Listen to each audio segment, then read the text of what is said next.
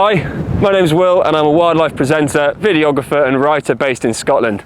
My background's in animal biology and conservation, and I work as a bushcraft instructor up on the Moray coast. My real passion though is in TV, and so what follows is a short collection of some of the projects that I've been involved in, including work with the RSPB, BBC and ITV, as well as a few other projects thrown in there as well. So give it a watch, and if you've got any questions or queries, you can either get in contact with me or you can contact my agent, David Foster Management. Thanks so much and enjoy. The salmon that are jumping up on the river behind us are Atlantic salmon that spend most of their lives out to sea but head up the river in order to breed. So what they'll do is they'll swim against the current up that waterfall into what are called redds, which are right up at the source of the river, where they'll lay their eggs, and then about 90% of them will die. They won't make it back down to the oceans. Some will, where they might get picked off by dolphins and seals. But once the eggs hatch, the juveniles will work their way down the rivers and out into the sea eventually.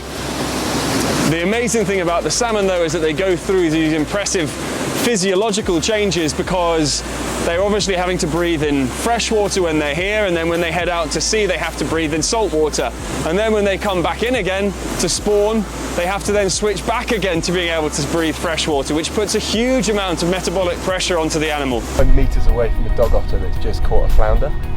He seems totally unfazed by me being here.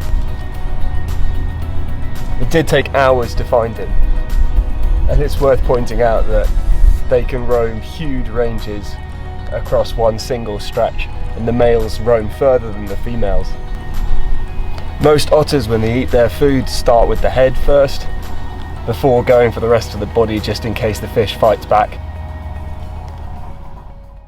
It's a little bit different today to the last time I came out to this location. Snow's fallen and we're going to go and look for mountain hares.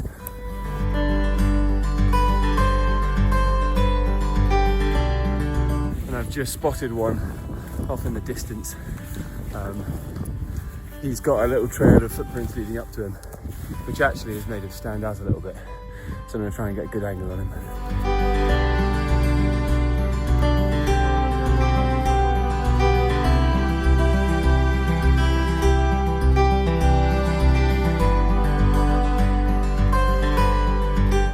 Do they smell nice? Yeah. Yeah? So these are really tasty to put in tea. Do you want those ones, or do you want to pick your own? Oh, okay, come and pick your own then. So if you pull a few off this way. Is it good for me to just eat You can take those as well as a bonus. Well done. If you take them down to Ina, she'll give you some hot water and you can make a tea out of them, yeah? It doesn't taste nice. Christmas has been and gone, so it's time to go and collect up the footage. So let's see what we found.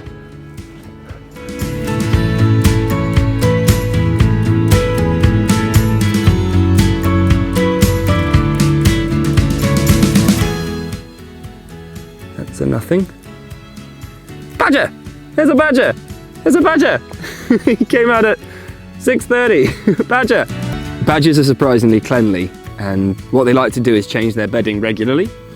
And so that's what this one is doing here, is he's moving new grass into his house for a comfortable night's sleep. You might be able to make out one of my favourite birds that lives along these cliffs, and that's the razorbill. In my opinion, these are one of the most beautiful birds you can see along here. Although they're only black and white, when you see them up close they have these really striking white markings through their beak and their eyes.